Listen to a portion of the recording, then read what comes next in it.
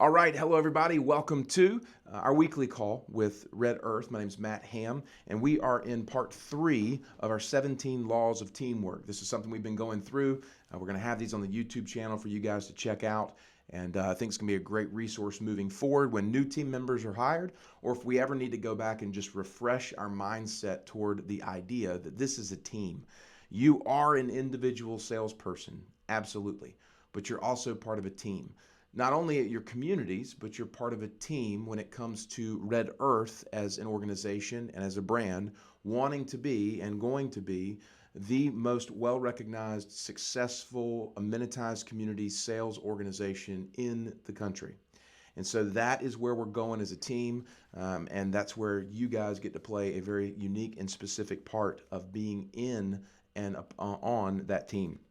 So, part 3, law 3, it says it's the law of the niche. Now, real quick refresher, part 1, law of significance, was the idea that anything significant requires everybody coming together and putting in toward a goal.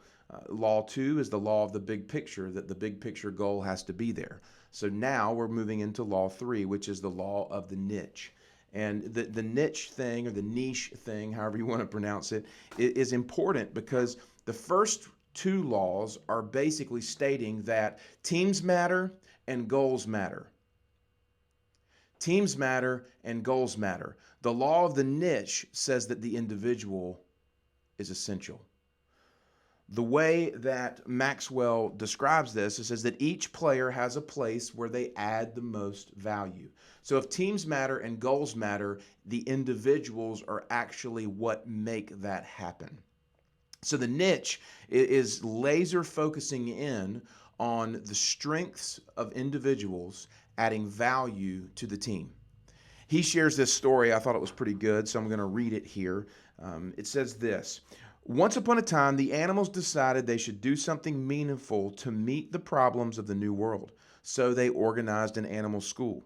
They adopted an activity curriculum, running, climbing, swimming, flying, to make it easier to administer, and all of the animals took part in the subjects.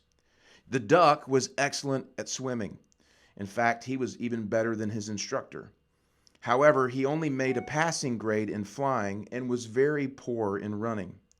Since he was slow in running, he had to drop swimming and stay after school to practice running.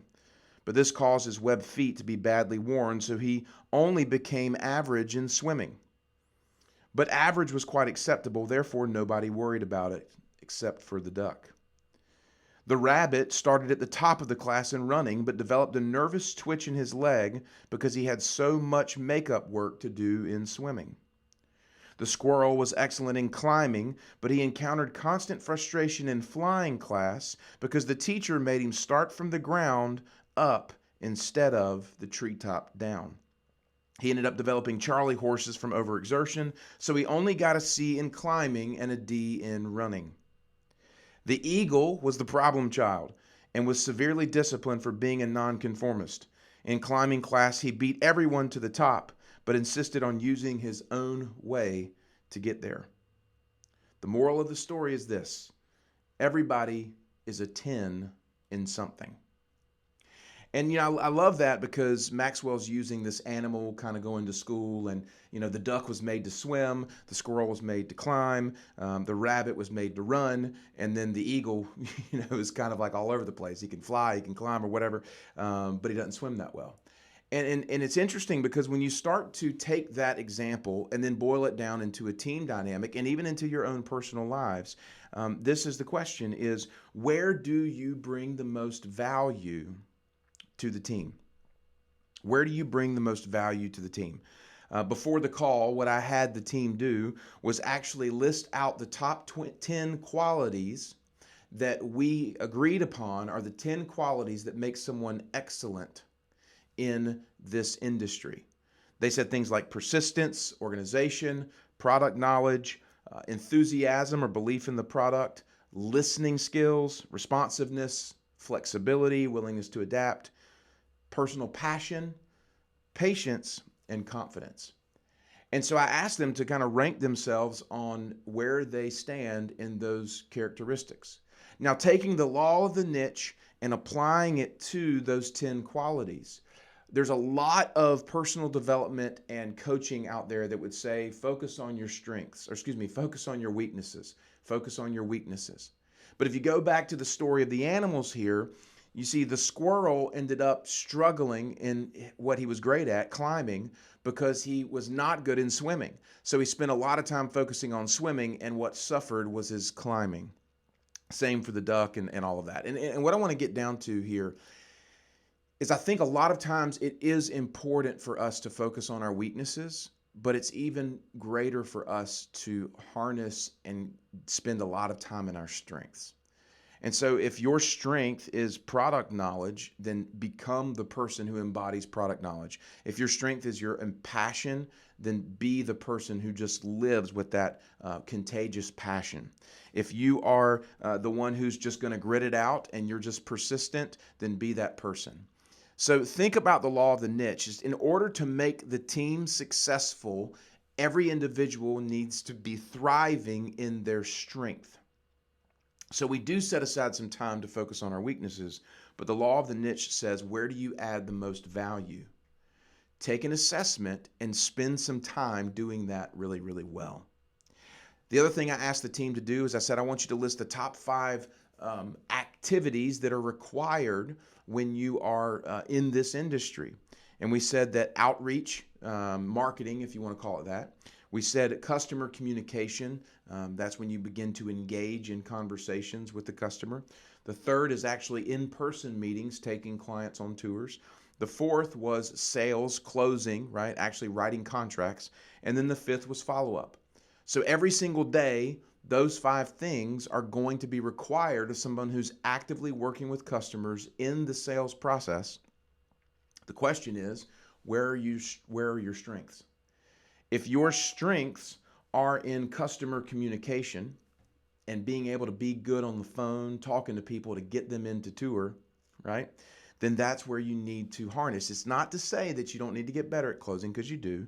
You also need to be better at follow-up.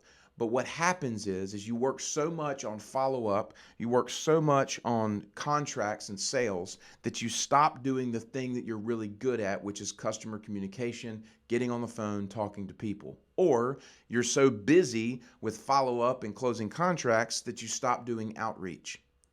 And so this is a great reminder to think about the daily activities and think about the mindset, characteristics, and qualities, and then focus on your niche where you're really, really good, and do not neglect to be excellent in that area.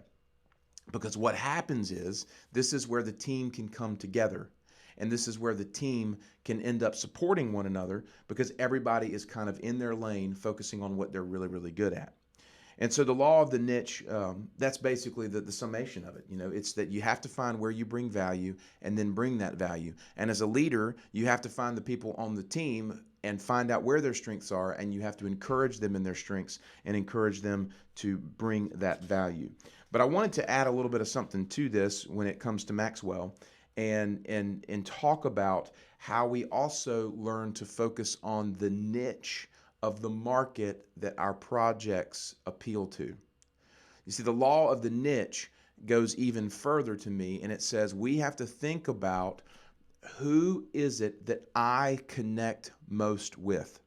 You might have everybody in your community, from young families all the way up to retirees. And it's one thing to say, well, I'm kind of good with everybody. But it's another thing to say, you know what? I really thrive with young families, with young children. Or I really thrive with people who are empty nesters and are looking for a retirement home. Or I really thrive with business professionals. Or I really thrive with folks from the Northeast. Or I really relate more to a local market. So think about where you are your best. Where you are your best. Where are you most comfortable when it comes to relationships, conversations? And I think you'll find that you talk better and relate better to a certain niche or demographic of the overall demographic that your communities appeal to. And then you need to get laser focused on that demographic and that niche. And how do I begin to find people like that I can connect with? I always thought of it this way, and I think I might have used this in another example, but water, when concentrated enough with pressure, can actually tear through concrete. If you've ever pressure washed a house, that's actually what happens is you can turn the little wand, the fan will wave out or the fan will get really narrow. And if you tighten up that narrow laser focused water, pressured water hose, it will tear up the concrete on a house. I remember this one time because my dad was doing some pressure washing in the backyard, and he was trying to get at some really deep places, and he had it turned on, and he ran the pressure washer across his foot, and he cut his foot because the water was so concentrated. Yet water, when it's diluted and diffused, you can actually go swim in it in the ocean. But if it's concentrated and pressurized, then it can cut through stone. So the same is true of this idea of the niche. Find out where you're really, really good and go be really good at it. So that's law 3 of the 17 laws of teamwork, the law of the niche. It says that every player on the team has a place where they add the most value. Find that and be excellent in it. As always, if you want to connect more, you can. With me, Matt at uprint.life. My cell is 910-619-4644. We can connect there as well. But you guys keep being awesome, and thank you for being a part of this incredible team. See ya.